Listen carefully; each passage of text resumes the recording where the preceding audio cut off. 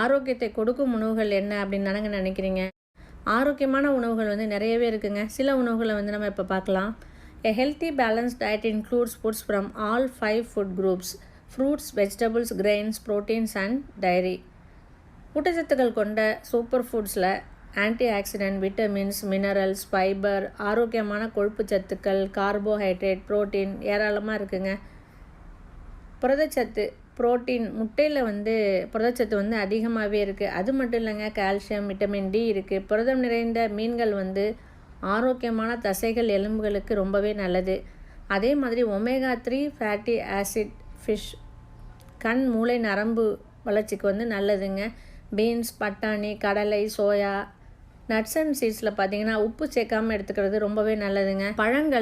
பழங்களில் குழந்தைகளுக்கு அத்தியாவசியமான vitamins, minerals, phytochemicals, fibre content அதிகமாகவே இருக்குங்க.